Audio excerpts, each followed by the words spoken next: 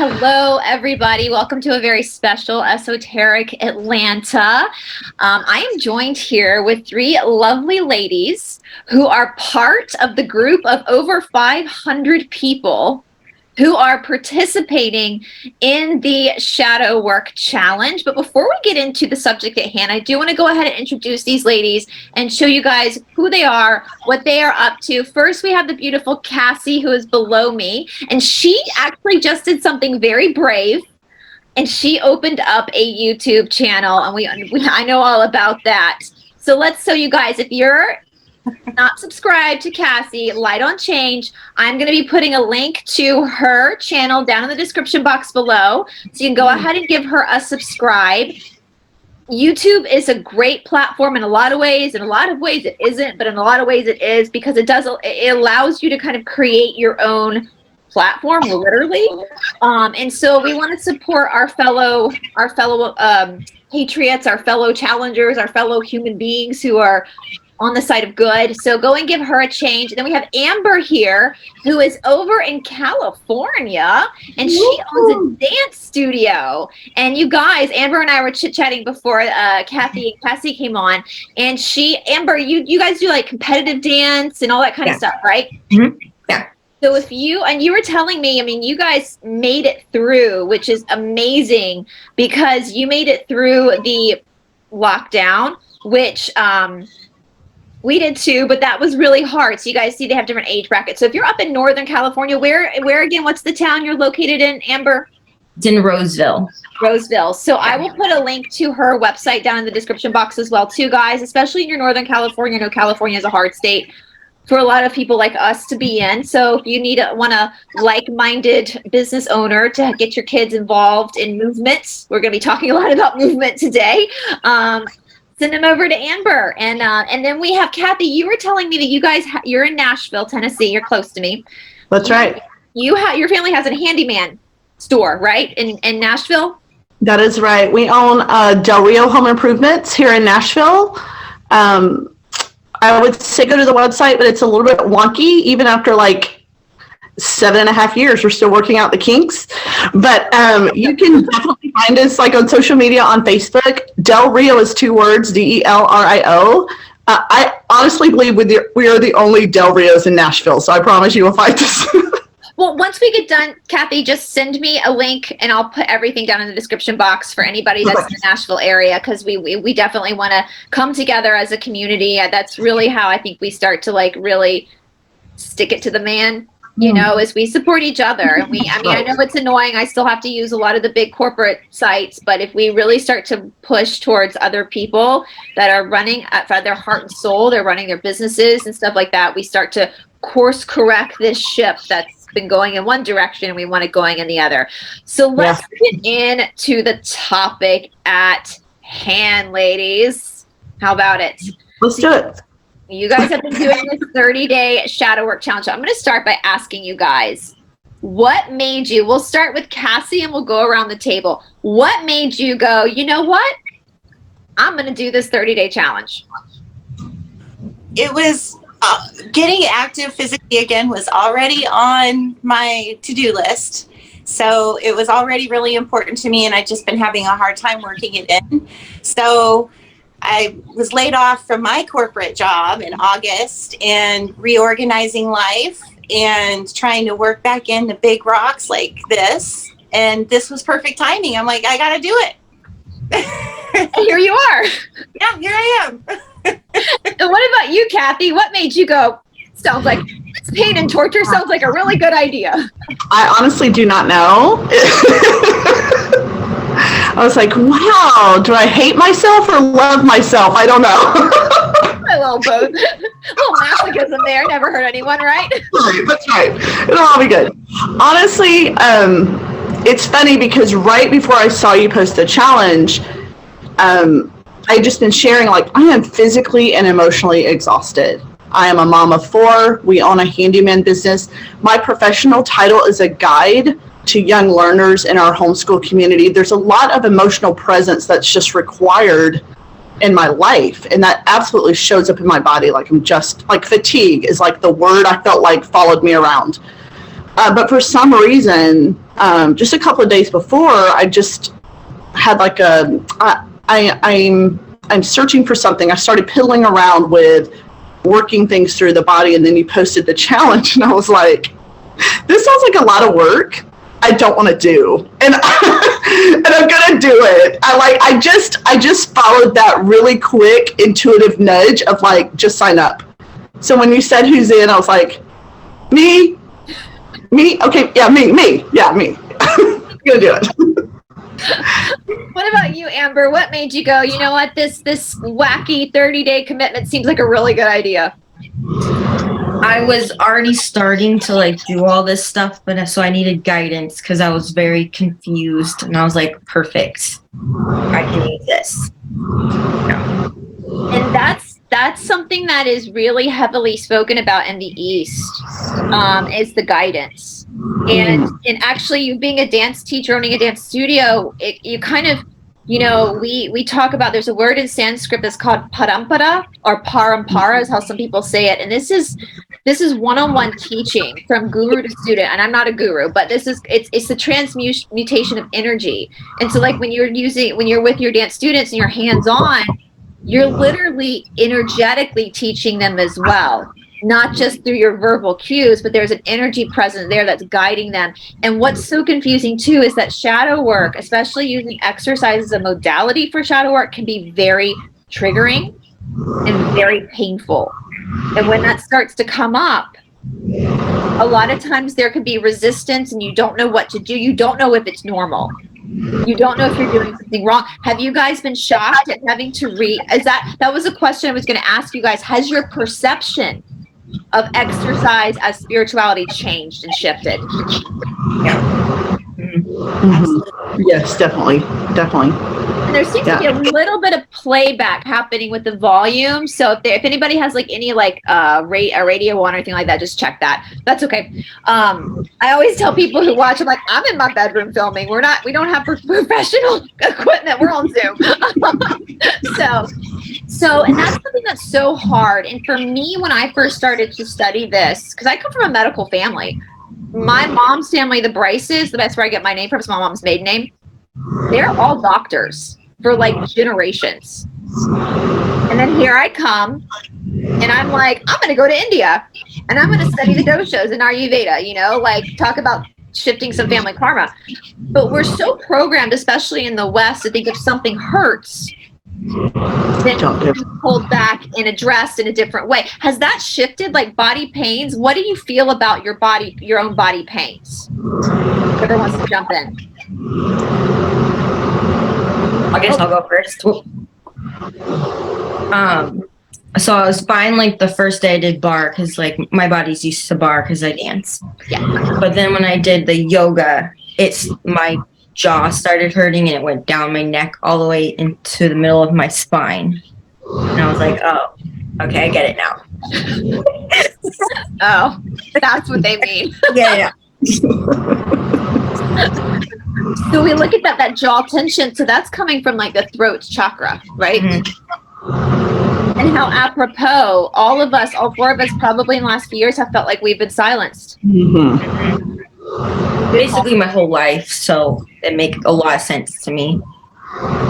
Yeah, and that's one thing the practice will do for you too, is it will show you, the practice in general will show you where there's issues, but then you have to figure out, because you're the solution to those problems, right?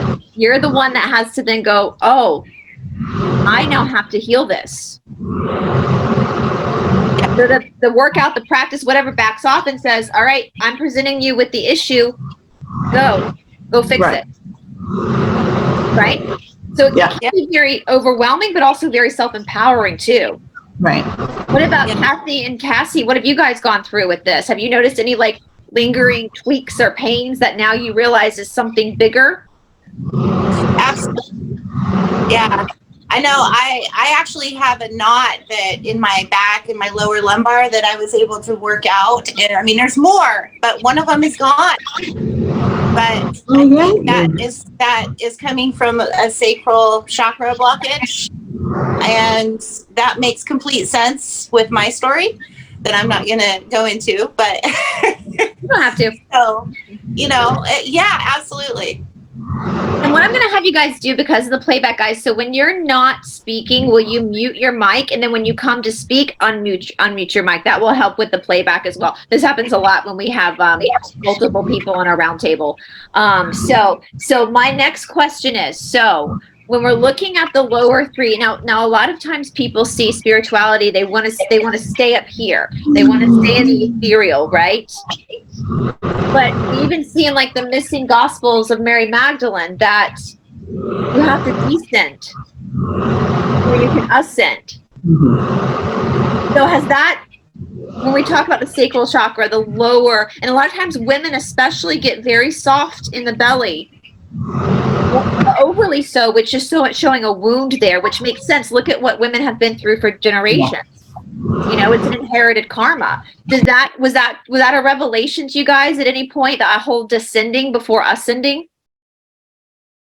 Yes. Yeah, and it actually links back for me to your last question of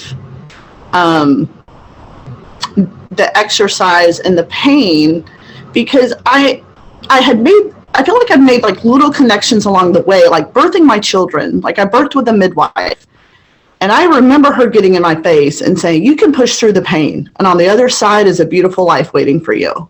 Right? So I can connect it to that one instance. But the activity of exercise, like the first 3 days of the challenge, I spent throwing tantrums, not even doing the exercises, like literally like fucking yelling at my phone, just like, you son of a bitch, and how dare you, like, you don't tell me what to do. I mean, just lunacy, like really just tantrums that like I haven't seen my kids throw, right? And then I thought I had all this resistance to the bar. I got up, I finally made it to the bar, but it was the Ashtanga yoga. And my right hip was screaming for days. And there was just such a loneliness and anxiety to getting through the descending postures in the Ashtanga that was almost alarming to me, right? So sitting through that was brought back to me something that a Reiki master said to me one time. She said, when I see you, I see like just pounds of energy coming down through here and shooting right out your hips. Like you're not grounded. And I was like, I don't want to be grounded. I want to fly high. It's like, I think the epiphany for me was the intense resentment of incarnating in this body. Like just the sheer resentment of, nope, I changed my mind. I actually don't want to be in this meat suit. But something you said yesterday, I think with Stephanie, or I heard it yesterday, was about if the muscles aren't ready, if there's not the strength in the body to hold the energy that's coming, it can't hold it. And it brought back that image of the Reiki teacher saying, it's all coming in, but it's all shooting out. And the body isn't holding it. And I was like, damn, I spent so much time resisting this really elemental piece. And I really think that's what the challenge is for me. Well, let's focus on that for a minute, because that's the big one with a lot of people.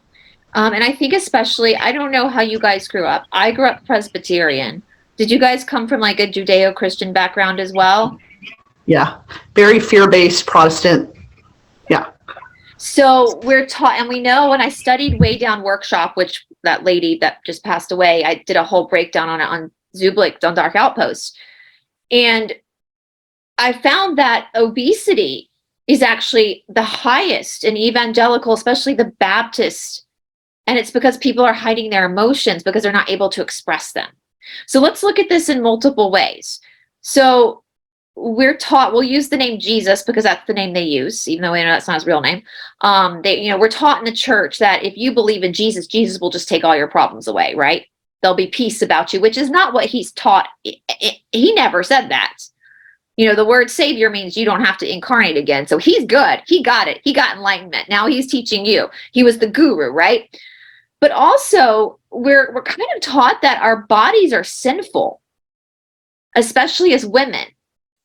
And so we have almost like a fear and a resentment for being in a body. But if we look at the Eastern teaching, the body is the Shakti of the soul. It's not the soul, it's the expression of the soul. And so for you, Kathy, like, and for Amber and for Cassy, everybody watching, when your soul, now, if you study the law of one, every person on this planet right now is not a totally new soul. The new brand new baby souls could not handle what is happening on this planet right now. The powers that be, great source, and all those higher beings made sure that the people who came here, the souls that came here, could handle it. So we have the macro of riding this wave of an ascension for the planet, but we also have our micro as well, and our micro feeds into that macro. All this, I keep saying, all this nefarious stuff that's happening with the controllers, with the little ones, none of that's going to change until we heal our own wounds. And that's where our power lies, right? That's that vibrational rising. And so, yes, I think you hit on something big, Kathy. I think especially as women, we've been taught to be ashamed of our bodies. We've been taught that our bodies are sinful. How can a body that can carry a baby be sinful? The female body is a portal. And so we're starting to understand that our bodies are actually a part, through the Eastern teaching, our bodies are a part of the spiritual experience. You know, and I love one of my favorite, I just posted one of the, on my community tab yesterday. I love Broadway. I've always been a huge fan of Broadway. Huge fan. And I love the dancing. And so I watched a clip from the 2012 Tonys where the play Newsies, and they did the Broadway play. I posted one of the scenes they presented on the Tonys, and just watching what the human body can actually do. And you probably see it too, Amber, with dance. What the human body is actually capable of doing is breathtaking. Your body is magic. It's magical. You know, it grew, you have 4 kids, it grew 4 babies. You know? And so when we actually can be appreciative of that, and I know a lot of women struggle. I've struggled with body dysmorphic disorder.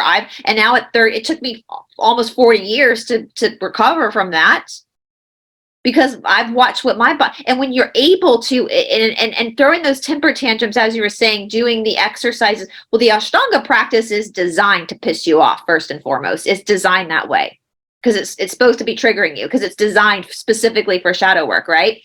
It worked. It worked, right? And trust me, I always say, you know, you go to the fake yogas, the vinyasa flows, and you see the India music playing and everybody's reading poetry. And I'm like, that's not real. You go into a Mysore room, you got people with their yoga pants on backwards. Their hair looks like Albert Einstein because they're sweating so hard. And they're dropping F-bombs every 5 minutes.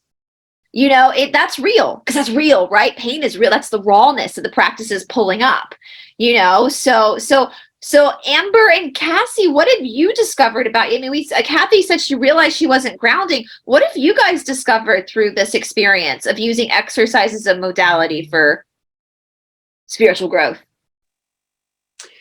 Oh gosh, you know I have a lot of pent up stuff in my knees, and I feel like maybe stems to something of, you know, reticence of going forward, maybe in life. Fear of the future. Which I've always tried to be very bold and not be afraid to go forward. That's always been important to me, and jumping right in. But it's still there. It's obvious. So I think I've ignored that fear and just, you know, override it all the time and not dealt with it, maybe. I don't know, you know. And that's there's common. A lot of stuff. That's common. That's common. Yeah, we call that's probably an element of what we would call toxic positivity, where instead of and Emmy and I have spoken a little on this. We might do a deeper episode on this, because as Emmy said on a voice message once, she says, yeah, it's like shitting in a room and then putting potpourri over the shit and hoping people don't notice. You know, it's just stuffing it under the rug. Yeah. Right. And so, yeah, knees are usually a sign of being a fear of the fear. It's either a sign of the fear of the future or something is so drastically happening in your hips that it's pushing into your knees. And that's up for you. Like, that's the beautiful thing. As I keep saying, through the journaling process, that's something each individual has to figure out for themselves through their own story, you know, of what that actually is. What about you, Amber? Now, Amber, you're in a different place because you've been dancing, you've been working with the body for a long time. So was there anything new that you're like, oh shit, this is a different perspective? Or what about you? For me, it's just like time management because I'm busy all the time. Like I work like 6 days a week and stuff. So this helped me push myself to like actually do it. So I have to wake up at 4:30 to do it all. But Girl, I'm right there with you. I do it all. I do all the extra bonuses and everything. But the yoga has definitely helped a lot. Yeah. And isn't it interesting? So Kathy, you said you were scared of the bar, but it ended up being the yoga. Have you guys found that you were looking forward to one modality, but then something else completely different happened versus what you were expecting to happen? And another modality is really what kind of like got in there? Anyone can jump in. I was just excited to do all of it, but I find that just each one is its own unique thing and I'm just amazed every day, honestly. I don't know what to expect, and it's more exciting each day.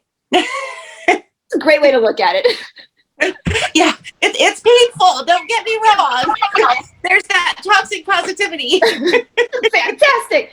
Well, that's why I love how I always talk about Ram Dass a lot. And if you guys are not familiar with Ram Dass, he's since passed away, but that man, his books affected me so deeply, especially when I was first starting my journey and first starting to go to India. And I was really faced with really hard stuff. And I realized that you can either look at these hard things or these painful things as something so dramatic and just so awful, or you can see it as interesting, because that's the word he would use. Oh, this is kind of uncomfortable. Interesting. Oh, I'm literally I'm in my 40s and I'm having a temper tantrum at 4:00 in the morning at some guy on a YouTube screen. Interesting that I'm reacting. This is interesting. So you become your own scientist. You become your own. You know, my body is resisting this particular move. That's what I find very fascinating, especially, you probably see it in dance too, Amber, when we're making, because one of the similarities between yoga and dance is you're making shapes with your body. So why is it that this one shape triggers me, but this other shape doesn't? Interesting. Right? You know, so it becomes this really incredible puzzle that your soul, and that's the beauty and the power of how intelligent our souls are. So our souls all sat down before coming to this planet with our own guides and said, this is my contract. This is what I want to have. These are the obstacles that I'm asking for. And that was really empowering to me as that, oh my God, everything that's happened to me, I asked for it. Yeah. And when you realize that, power. I love how you brought up Brian Weiss the other day, and because I really got into Brian Weiss several years ago, and other people that talk about that. And yeah, you know, the realization that we chose to be here and we chose to do all of this is very impactful. It's empowering as a mom too, because I have to remember that for my kids, is that my kids also have a path that they've chosen, and that for some reason we have chosen this path together. And I love the language of the watchful observer. And in our studio, in my studio with young learners, that is the language that we use, right? Like, you are where you are and where you are is okay. We're just observing. We're just practicing. And then having to, as the guide, apply that. Like, to me, this shows like the importance of the lineage of, I had a teacher, my teacher has a teacher. That teacher has a teacher. That's right. That's right. So I'm guiding, young people in a particular setting, but I also, in order to do that, I have to do the work. Yeah. And that's also part of the catalyst, like as a mom and as a guide, like it's not a luxury, or, it's like, it's imperative to the lineage of the work. Oh, yeah. And I had a really interesting, going back to the movement, I had a really interesting experience with Richard Simmons. Who I remembered. He to me is a guru. I love him. I just love that guy. So.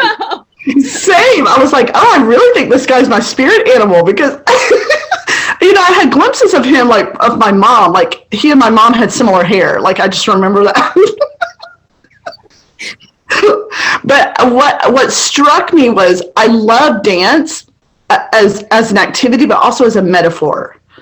Like in getting into and like giving myself permission about 20 minutes in to sort of cut away from what he was doing and just start dancing around the room.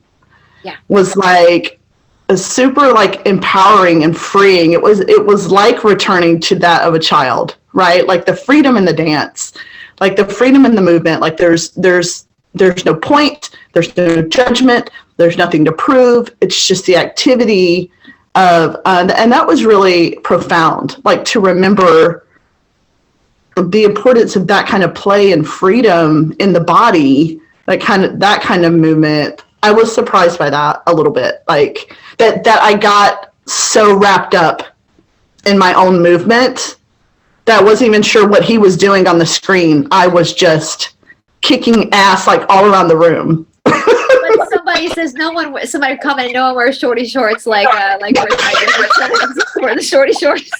Well, Amber, you can speak on this because I'm glad you brought that up, Kathy, because Amber, you have kids who compete in dance, and so they're using their bodies as almost like an athlete. Mm-hmm. But then there is also that part of dance that's art. Yeah. That's expression of the soul. So maybe you could speak more on this. Have you found that there's a balance between the two?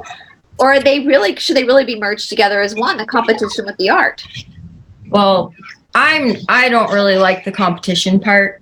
I grew up competing because it gave me more opportunities to perform, and you get better. Like to be good at dance, you have to be competitive. But it's funny because kids do not like when we let them improv. They do not like it. They feel very vulnerable and insecure when we make them improv. Very interesting. That is interesting. And I wonder if that's because I was thinking when you were talking about Kathy, and I know many teachers, Marnie often talks about this a lot, because on her platform, she has a lot of what she calls the mini-me's, where the kids will come in and do it with their parents. And she even talks about as kids, like, and I've talked about with the spine, because people notice a lot of backache, which I always say it's your muscles are building, give it time.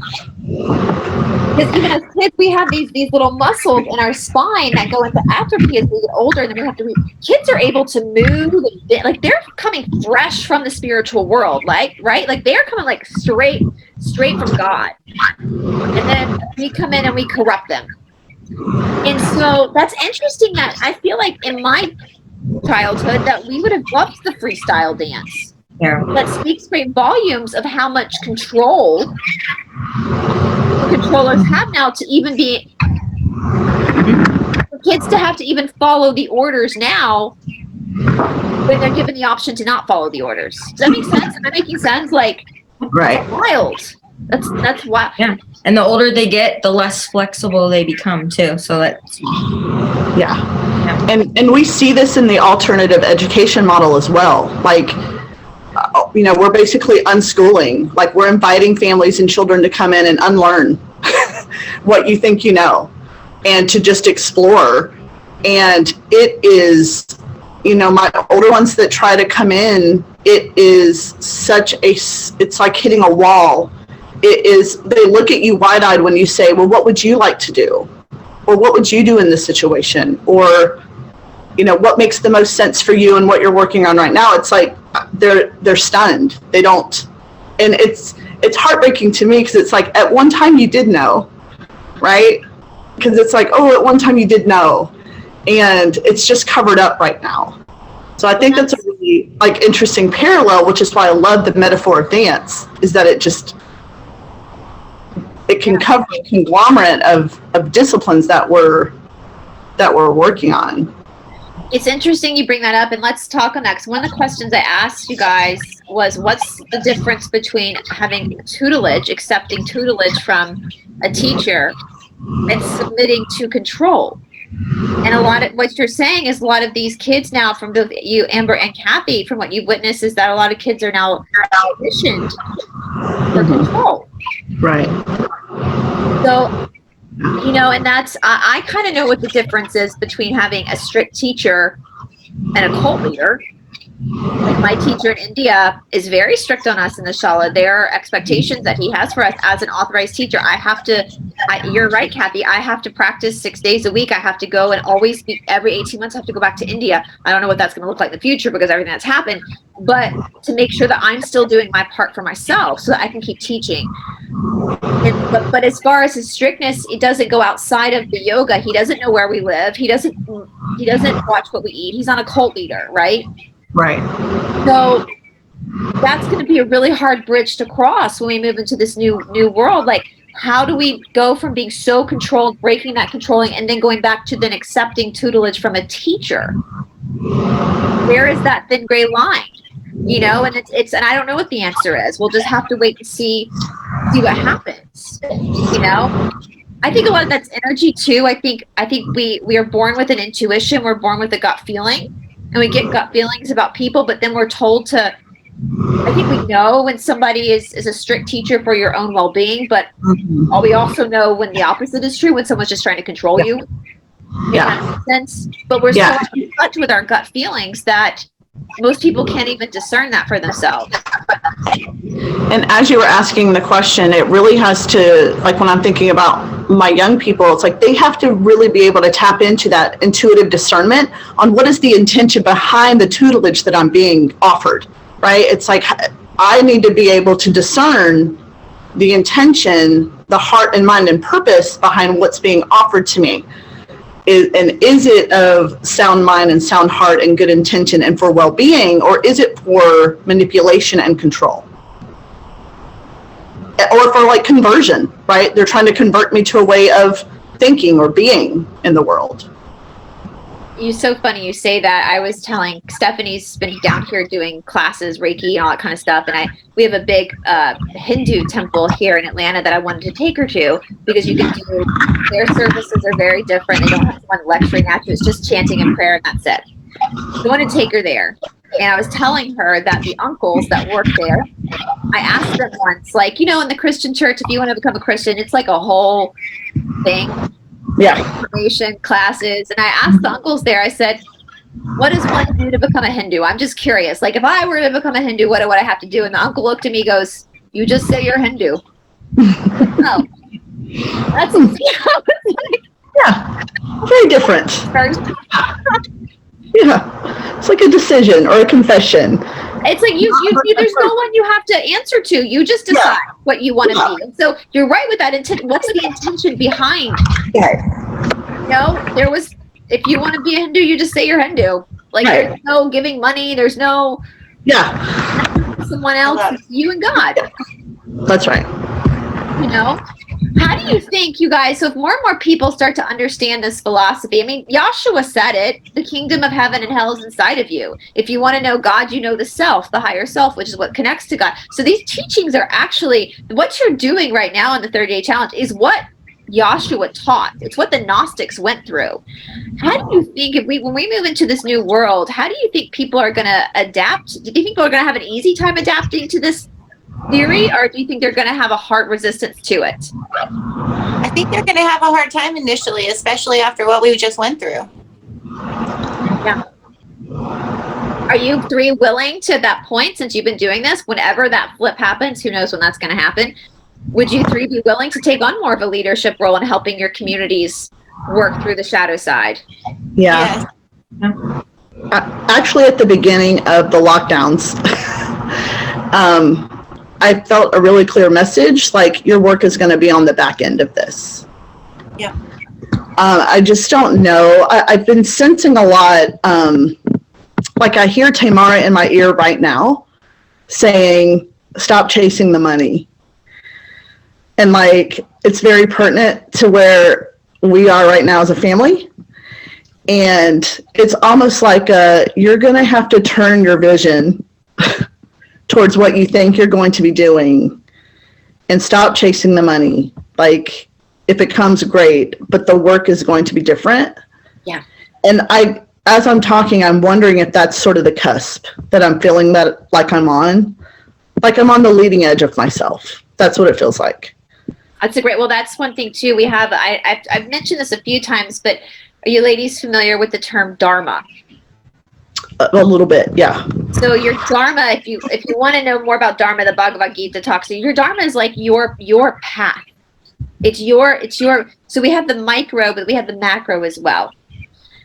And it's funny because in the Bhagavad Gita, Arjuna is on the battlefield. He's like, all of a sudden doesn't want to be a warrior. And God appears to Arjuna as Krishna. And he's on the battlefield and he's like, please, I don't want to do this. And Krishna's like, toughen up, Buttercup. What you signed up for. This is your Dharma. Like, this is your soul contract. Like, what do you mean? You can't abort mission now. Like, you got to toughen up. And so our work, I do believe we are meant to work. We are meant to work, but we're not meant to work in a matrix. Right.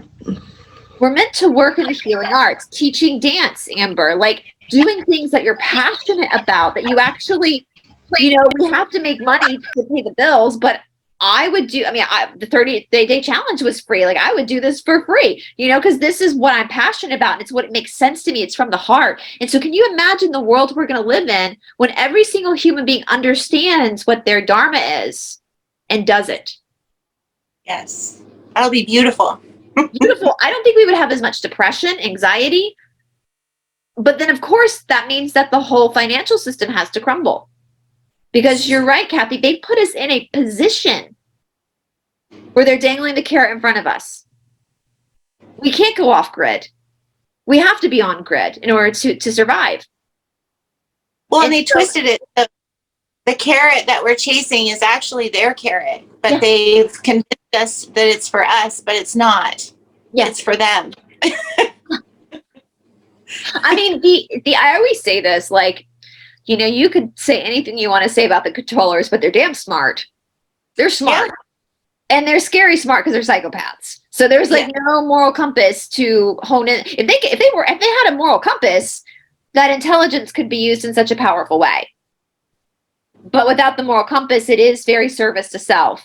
And so I think most people, I believe that like 99% of the world population is good and wants to do good, has guilt, has compassion, has empathy. And so if we remove that carrot that's not ours anyway, I know some people are supposed to be accountants because that's their Dharma and they're good at math and they love it. But most of the accountants out there are probably supposed to be Reiki healers. Yeah. And I said the same thing to people before, Kathy, like when people, I don't remember what I don't know. And I say to people, if you take away all fear, you couldn't fail. There's no way you would ever fail. Fear is gone, no inhibition, then what would you do? And most of the time when you say that to people, they know exactly what they would do. And so that fear is a big block as well for people. And a lot of that is the fear of not being able to pay the bills, the fear of not being able. But then also you have to remember, like if someone is homeless, because I really struggle with seeing homeless people. Oh, we lost Kathy. I really struggle with seeing homeless people, but I always remember they agreed to that for something they needed to learn.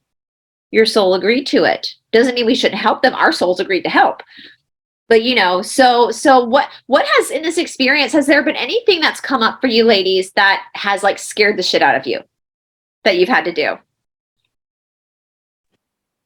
Journaling has always been a challenge for me. And I understand how important it is. So, but I'm tackling it more directly now. I've been trying to do it for probably my whole life. I literally have journals everywhere with spotty entries covering years, but now I'm really focusing on it, and it's not fun, but it's good for me, and so I'm doing it. Oh, we lost Kathy again. What about you, Amber? What is something that's really scared the shit out of you in this practice? Because that, as I say, that's the juicy part, right? That's the interesting part. The stuff that you're good at, that's boring. Mhm. What scared you? Because that's where it's juicy and interesting.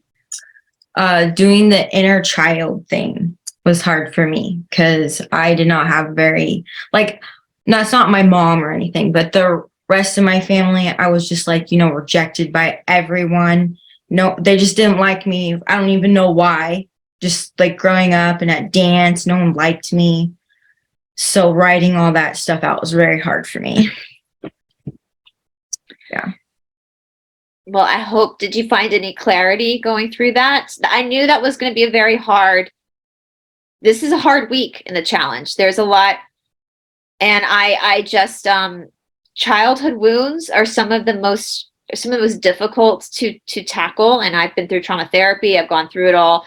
But one thing, and that's why I had you guys listen to Kuan Yin again, is like seeing yourself as that little tiny girl being held by it makes me emotional, by Kuan Yin. And then writing that letter to yourself as a child and telling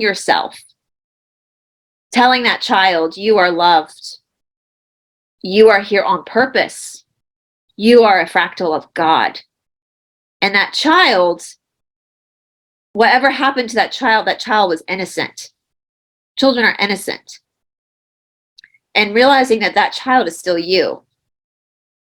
And that's why I really wanted, and I even suggested, did you guys do that? Did you write the letter to your inner child? Mm-hmm. Was that healing, or what was your experience doing that? Yeah, I feel like it was healing because it made me realize like I didn't do anything wrong. It wasn't me that did it. They just have something against me. I don't know what it is. It's probably something against themselves. Yeah. So people project onto you their own wounds. And so you're right. You did nothing wrong. It was people in your life that had their own wounds that they were not working on. And so when something hurts, like if you have a hot potato, you throw it, right? Mm-hmm. So people have these things that hurt and they're uncomfortable. So they just take it, they just throw it. They throw it on somebody else because they don't want it. And if you're an empath, energetically, if you are empathic, which I think all three of you probably are, then and you have a kind heart, you're usually going to be that target that receives that hot potato. Because energetically, you are the person that you probably were the little girl that would sit at the table with the kids that weren't being talked to just so they would feel better, and that's, I'll tell you, when I was in trauma therapy, I had to go through a time when I was like 8 years old. I still remember it to this day.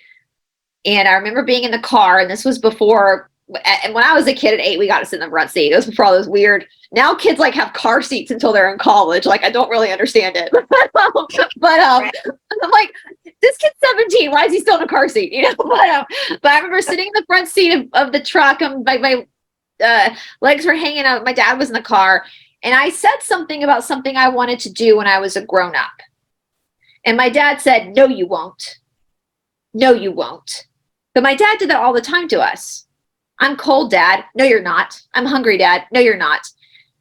And I was telling my trauma therapist how that memory is so ingrained in my head. And we talked about how it made me feel, how it disempowered me. And then my therapist asked me a question. She said, "Okay, well, you're an aunt."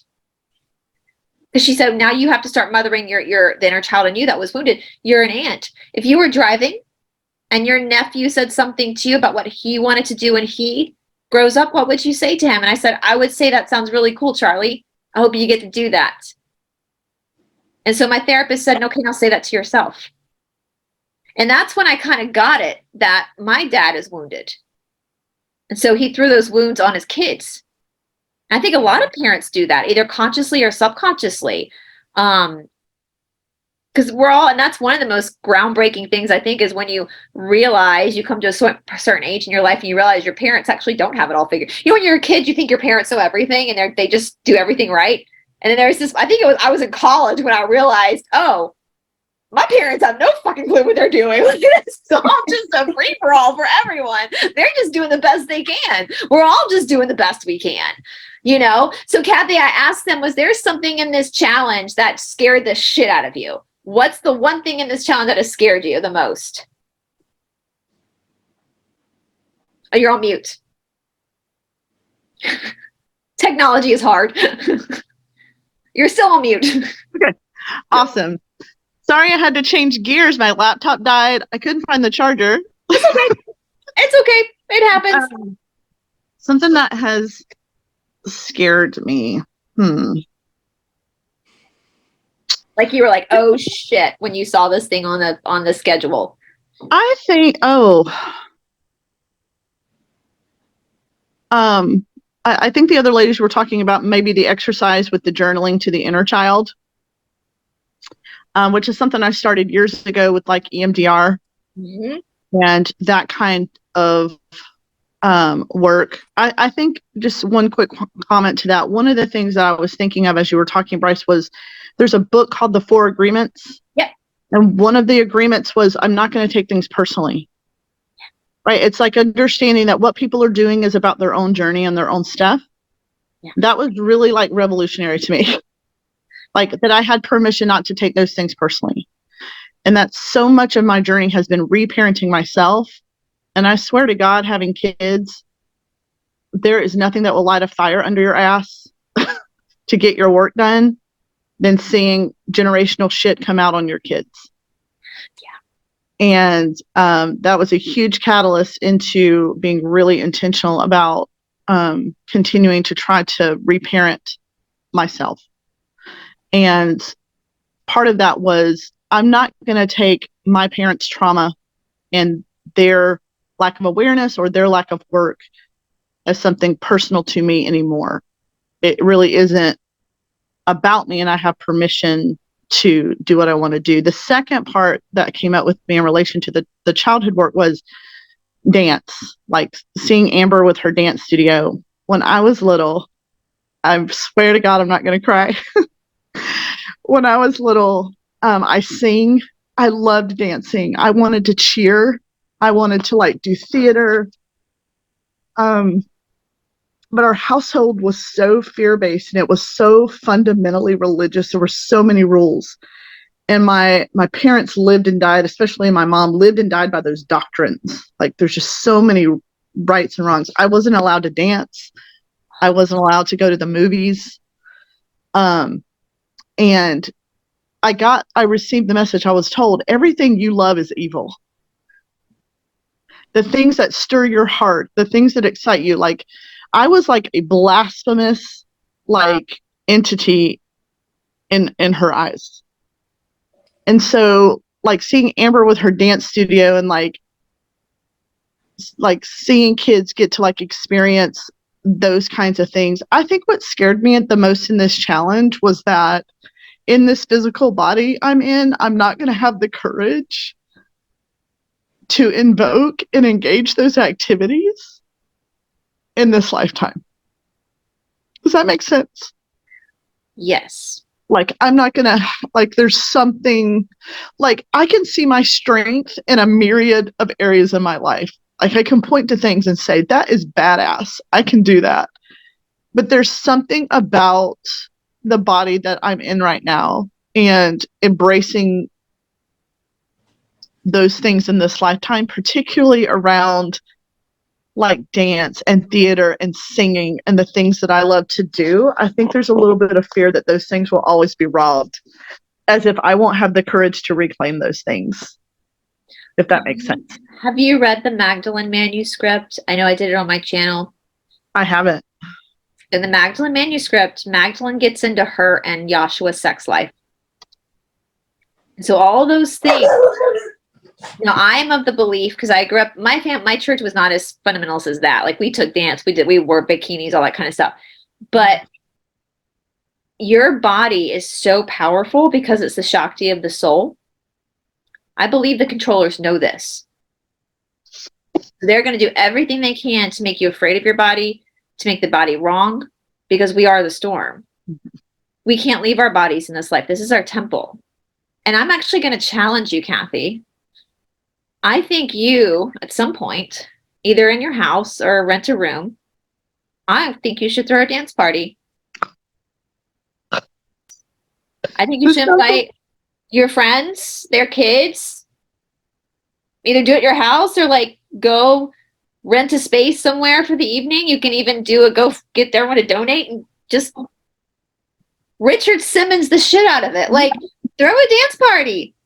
Yeah. Let it be a party of the celebration of life. Why do we, I know people call funerals celebrations of life now. Why do we have to wait until we're dead That's right. to celebrate the life we're in?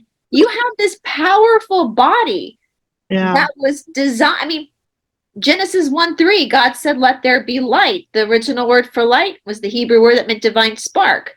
Genesis 1:3, God said, let there be you. How can you be so bad and blasphemous if you are the divine spark of God? Yeah.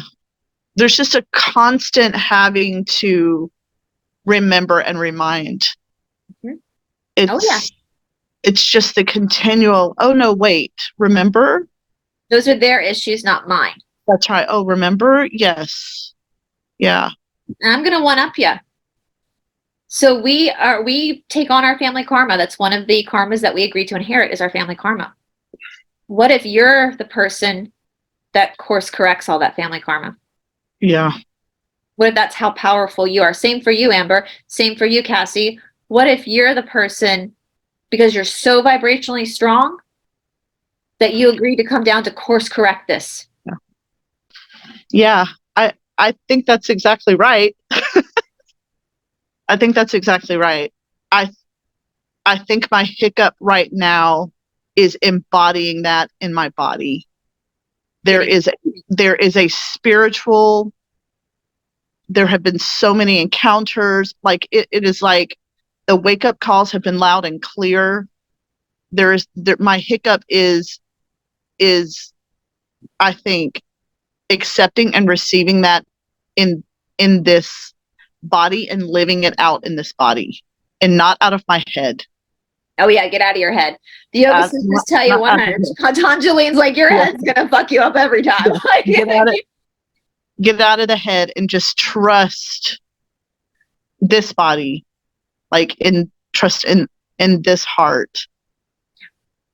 And yeah, like I think sometimes the calling feels big and I feel like I'm still rising to the calling. Does that make sense? It's like I'm still filling out my clothes. Like I'm still you are the calling though. So why do you have to rise to anything?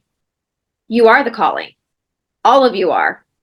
So thinking that there's something that you have to be the calling is incorrect thinking, because you are the calling. You're already enough. Yeah. You are where you are the Kathy that you agreed to be in this life. Amber's the Amber she agreed to be. Cassy is the Cassy. You're already there. You're already enough. All you're doing is just confronting that and continuing to, because it's never, and I'm telling you, 16 years later, like I still deal with that. I still deal with the inadequacy feeling.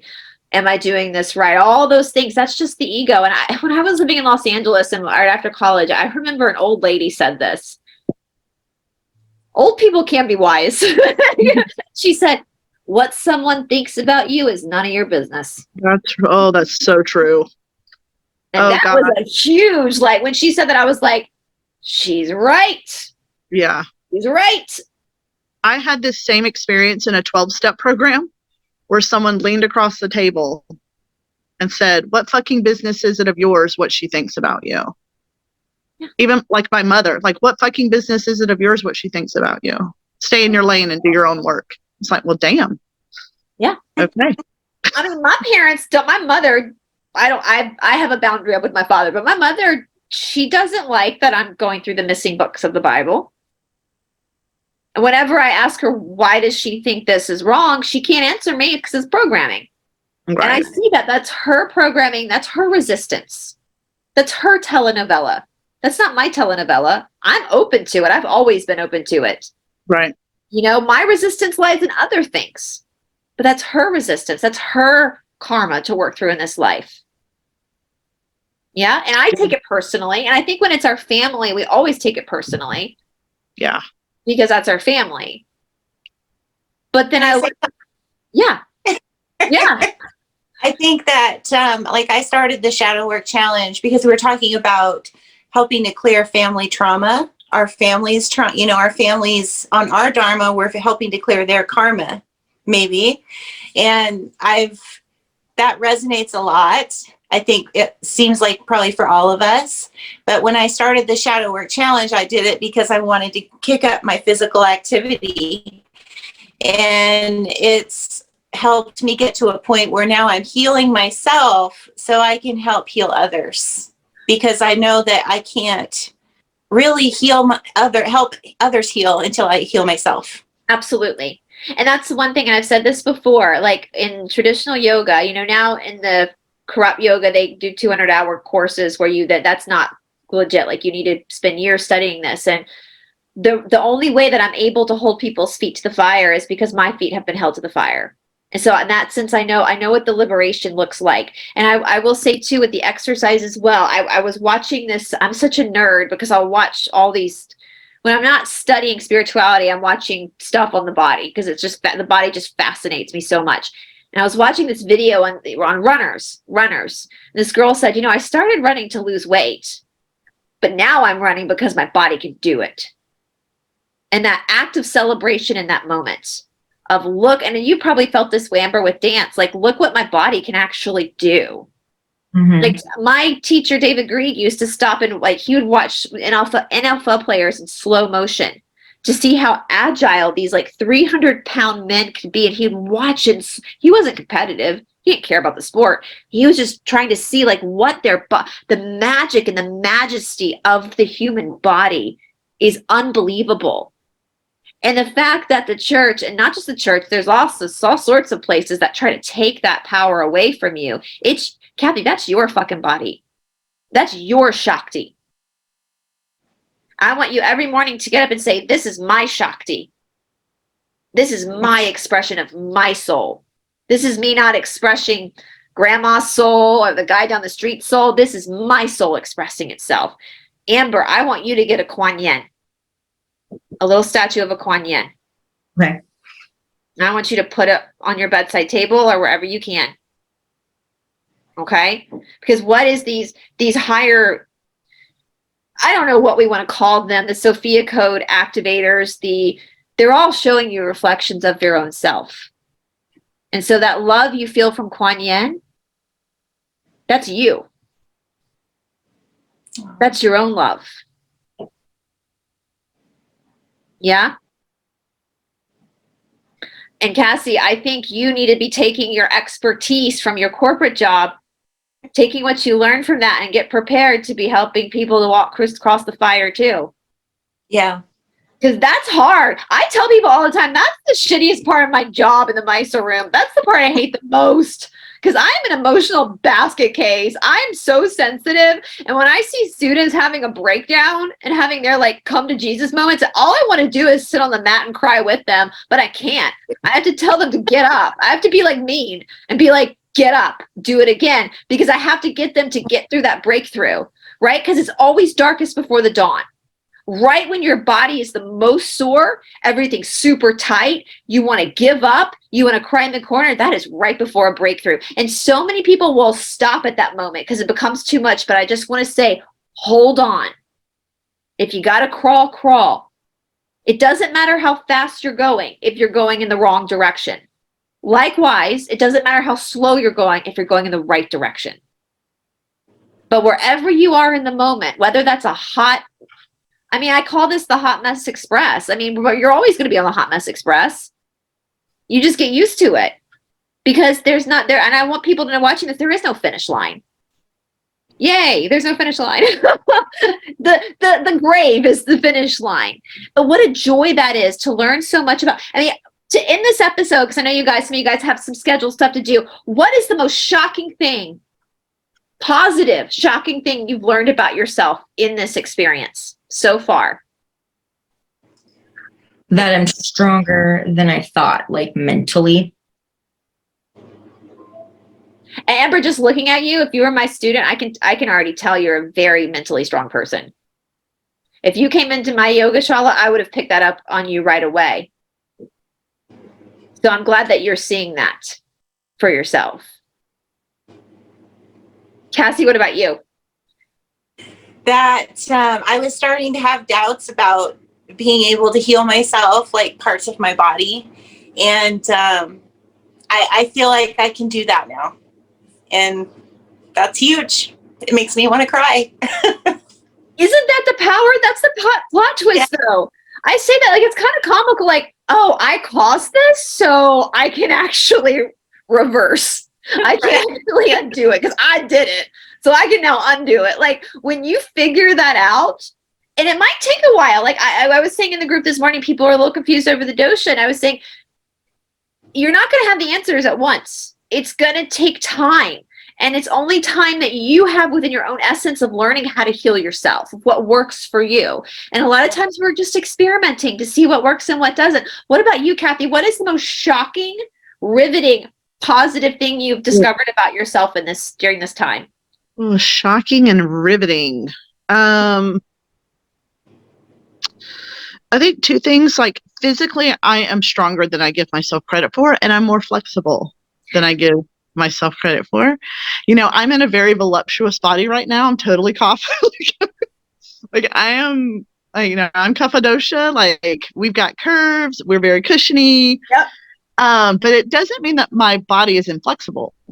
Oh, no, kappas are very flat. I keep telling people my next life I want to be a kappa because kappas have the juiciest. Oh my God. I know kappas struggle with their weight, but beyond that, like you guys have the juiciest joints. Yeah. I'm more flexible than I give myself credit for. So maybe that's the most shocking. I think just like don't give myself enough credit in general. Like I just really want to play small, but I don't think. Why? But I don't think that's my calling. Why? No, you don't. What is that? What was that reality show where someone said, "Don't steal my sparkle"? I love that. That's your mantra, Kathy. Every time you start to feel that the samskaras of your parents, just be like, "Don't steal my sparkle." Sparkle. So, I'm getting a tiara and a wand, and don't steal my sparkle, man. I came here to sparkle. So, you know, that's you know, and there are times in our lives where we do play small, where we are sitting back and observing and learning, and then there comes a time where the universe pushes you forward. You know, and that's you know, we go through phases of cocooning is what they call your cocooning, and then you're the butterfly, and then you cocoon again, and it's just different stages of an ebbing and flowing of energy. And okay, one last question. So I'm kind of jumping ahead, but the very last day, the 30th of November, in the challenge, I don't know if you guys have read ahead, I challenge you for the month of December to pick one thing to do that scares the shit out of you. Have you guys thought about that? What that challenge is going to be for you for December? I could be starting a YouTube channel, which you already did, Cassie. It could be training for a 5K. It could be taking a Reiki course. It could be Kathy. It could be signing up. Amber, there are studios that offer dance lessons to adults, right? Yeah. You should start with tap. That would be the easiest. Yeah. It's more structured than like jazz and stuff. That's a good word. I like that. So, Kathy, you could even look at taking dance classes. I could. Living that childhood fantasy out. And I love tap. Listen, again, I love my Broadway. I will, anything goes any day watching that tap. More tap. We all need how much better would life be if we lived in a musical? That's right. Awesome. We just tap dance down the street. I say we create that. What? Start jazz hands. We can have Amber just choreograph life for us so we can just shuffle on down the street. You know, instead of actually having a revolution, we could just sing about one and then it happens. Let's sing about it. Yeah. I like that. My dog almost every day. I mean, I tell my, you guys, I'm serious. I'm up at like 4:00 in the morning and I give myself like an hour before I actually start my practice. I ain't got my headphones on. I've got Thoroughly Modern Millie playing. I've got Anything Goes. I am I'm a tap dancing legend in my living room. I love it. My dog is my biggest fan. I think I am some Broadway star. It is the most liberal, and then I'll do my practice after that. But just to get that out, to feel that magic, you know, in the body. And, you know, so what's something, if you, on the top of your head, what's something you can do in December that you're terrified of, but you really want to do? Hell, it could be jumping out of an airplane, skydiving. I don't know. I think, there are two things that come up. One is like, I don't know that I've completely like been honest about spiritually who I am, like coming out of the spiritual closet, sort of say. Like there's like telling the truth about myself and not shying away from who I am and like what That's a my big role one. is. So that's one. And two would be singing again. Like, Girl, go. You live in Nashville. There are tons of karaoke bars. see, when you say karaoke, like getting a like that, my heart just started pounding. Actually, like when you sent the message out to like be on the round table for the show, my heart started pounding so bad and my face went beet red. And I was like, I think I'm gonna do this because I'm so terrified right now. Boom! Isn't that a revelation? Yes. I think, y'all, what do you think? I think Kathy needs to go and do some karaoke. Just have a beer beforehand. It'll be fine. Do a shot of vodka. It's fine. I'll be good. You know, if God came down to earth, he'd totally have a beer with us, right? Like, it would probably blow the fundamentalist mind, but he'd totally have a beer with you in that karaoke bar. And I think I do think, and Amber, maybe you can help her find a good studio in Nashville and get you into some tap dancing classes. I would love that. That sounds fun. What about you, Cassie? What's something that you're terrified of that you're going to do in December but you want to do, but you're... You know, it's really funny, but karaoke probably hits the nail on the head because I write song lyrics. I sing them in voice notes. I've been doing it for years. I've had whole songs I've written and everything. I am teaching myself the ukulele because, you know, I don't have a guitar, but I don't really like the idea of getting up in front of an audience and singing. I think if y'all live close to each other, I think you guys should go do it together. Do it. Come to Nashville. Oh, I wish I could. I'm in Oregon. Road trip. Right? That would be awesome. Well, Mr. T, if you're watching, when we have that big celebration, you know you're going to have to get the world's largest karaoke machine. Right? What about you, Amber? What's something you're terrified of doing, but you want to do in December anyway?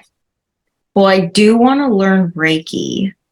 I do want to learn that. And all I've ever done is dance my whole life. So that would be very different than what I've ever done. So I don't know. Amber, you're in the group Signal chat, correct? Mm-hmm. You should message Emmy. Mm-hmm. Okay. Emmy's been doing this for real. Stephanie just got her attunement. I think that for Reiki, you do have to be in the presence of someone because they have to show you and do the symbols. Mm-hmm. I think you should do that, Amber. Okay. Don't you ladies think she'd be an incredible healer? Yeah, absolutely. Yeah. I mean, I've told Emmy, as soon as you get this school up, like I will be your first student. Like, just go for it. Yeah. Talk to Emmy. She can help you find people in your area that can attune you.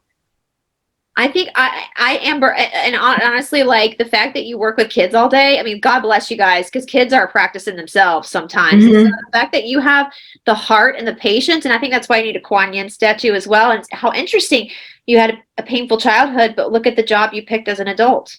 Mm-hmm. You're nurturing children. Yeah. So what does that tell you about your soul? You went through hell, but you haven't projected that. You've become the opposite of that. Right. You're now nurturing kids and teaching them dance. And so you should be really proud of yourself. Because how many people go through abusive childhoods and then they turn around and they're abusive themselves? And that just hit me. Like you talked about how that was hard for you, but look at what you do every day. You have no idea. We have all the special kids that are like, you know, the rejects and stuff. So we all have a good time on our nights. So think about how many of those kids you're working with that are going to grow up and they're going to have such a fond memory of you.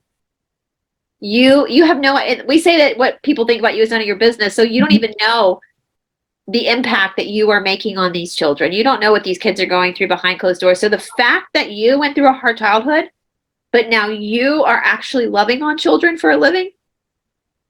Wow. That's super powerful, Amber. That's so you are a very strong soul.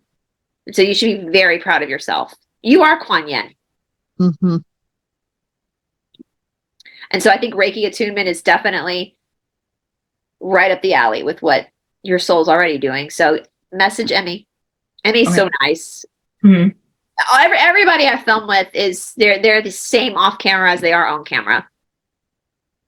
So they're all here to help. And so, yeah, I would definitely talk to Emmy if any of you guys are interested in, and she can help you. She's been doing this for a long time. So she knows, more about what's going to be maybe a scam and what's not. She kind of help you, guide you to the right, so that you find the right people to help attune you. So yeah, I like me with yoga. Like I could probably look at a yoga studio and tell you if it's a scam or not. So, so we want to make sure everyone's on the right page. Well, lady, it's been a little bit over an hour now. I appreciate you guys so much. What is the one? So if to close out, I'm going to let you guys close this out each by telling, if anybody's watching right now that thinks they're not strong enough to do a 30-day shadow work challenge, what's the one word of advice you can give somebody watching right now who wants to do this but might be afraid to do it? One word. Not one word. Sorry. Just a line of advice. Like, what's something you could tell somebody? Your final word, basically, your parting, your departure. What would you tell someone that's terrified to do this but wants to? That you'll never know how strong enough you are until you try it. Very good. That you can do it, even if you think you can't. You can. You just have to start. Starting's the hardest part, isn't it? Yeah. I think I would say you are more than you know. And if you don't believe that yet, find a way to hear that every day until you do believe it. So you're more than you know. You're more than you know. You're stronger, way stronger than you think, or you wouldn't be here. And you wouldn't even be contemplating taking a journey such as this. The second thing would be, you have nothing to prove. It's not a competition. There is no judgment. No one's watching you. Except No for your one's dog or cat. Yes, no one's watching you. You're free to just explore and practice, and that's all it is. It's. Yeah. I would say diamonds are created under pressure. Mm. So, all right, ladies, we are going to be doing, I'm going to let you guys know, on Aquarius Rising Africa, when the challenge ends, we're going to do a live show with them because of their equipment. I'm technologically stupid, so I don't know how to do all this fancy stuff, but Mornay is like a genius when it comes to this stuff. So they have a way where they can drop a link into the chat. And so anybody can come in and talk about it at the end of the 30-day challenge. So I'm going to go and start spreading the word about that because that's coming in like a little over a week. Yeah. I know for the Americans, we've got Thanksgiving coming up. That's going to be a huge part of the challenge next week for our friends who are not Americans. I'm giving you the opportunity for you to learn from us Americans because you got Christmas coming around the corner. As Ram Dass says, if you think you're so enlightened, go try spending a week with your family. Our families are karmic relations. They're supposed to trigger us. And so we are going to be preparing for that this week. That is actually my favorite quote by him, is because it's just so true. It's so true. You think you're so enlightened to spend a week with your family. Yeah, like case in point, like I think last Christmas I left the Christmas dinner table sobbing. Like, and look, you're giggling about it now. See how great life is when you do shadow work. It's like this was so uncomfortable. LOL. Like it's just. That's what I love about Ram Dass. He makes you see the most awful things as like comical, even like, well, yes. that's just, look at this plot twist. Look at this crazy resistance I've created. So anyway, guys. I returned to the room and literally was like, ta-da! Jazz hands. Just bring your tap shoes, right, Amber? She can just bring her tap shoes and just start doing some tap in the kitchen. It was great. I think it would be great if you brought the Magdalene manuscript to Thanksgiving dinner so all of your super religious family members could read about Magdalene and Yahshua's sex life. That would be very interesting. I would pay to see that. I love that so much. And you can also say when someone pisses you off, just be like, and peace be with you. Be with you. That's what I try to do sometimes when someone's really pissing me off. I just say in my head, I'm like, peace be with you. Like the Catholics do, and peace be with you. I love it. So, or you can always talk about hologram Pope. I mean, that's a fun one for the Catholics. I know the Protestants don't like the Pope anyway, but just talk about and show them the video of hologram Pope. Be like, what's real? We don't even know it's real anymore. My favorite is when my relatives come in and they see my tarot cards and things and like my incense burning and they immediately start like crossing themselves. You should just bring some sage and just start lighting the sage at dinner. I love it. Yeah, they'll probably think it's marijuana. Actually, that might help too. So slip a little Xanax in the turkey, you know. Just kidding. Just kidding. Don't drug people without their consent, guys. That was a joke. Right. Yes, drugging people bad. If they consent to it, then that's a good time. But if they don't, bad. So anyway, I know you guys all got your day to get on with. Once again, guys, please check out all of their links down in the description box below. Go subscribe to Casey's channel. It's so hard when you first open a channel because you got to catch those algorithms. I have a platform without David Zublik. So go and give Casey a subscribe. Cassy, why do I keep saying Casey? I'm looking at Kathy and I'm looking at y'all's names combined. I'm doing like a Brangelina type thing here. What was that I said yesterday? I think I was on the phone with Emmy. We were talking about the yoga and the Reiki, and I was like, the Yakey. And I was like, that's what we should call our course, the Yakey. Like the Brangelina of the spiritual world, the Yakey. So, and go check out Amber's dance studio if you were up in the Northern California area, guys, and your child, especially if you're one of us. You know what I mean? I have to be careful what I say on YouTube, but you're one of us. You know what's going on in the world. You know what's going on with these. I know Amber, you said you don't, whatever people want to do, but if you want your kid involved in an activity where they're with someone that's not going to force this onto them, you've got beautiful Amber here that has a great studio to give them a place to come and grow and learn. And Kathy, if you guys live in the Nashville area, message Kathy. I want to see video. I want to see video of this karaoke. It's on. And I want to see you tap dancing. We're doing it. I want to see it because, some of these Broadway actors might not be here soon. So we're going to have new stars. What do they call them? Understudied?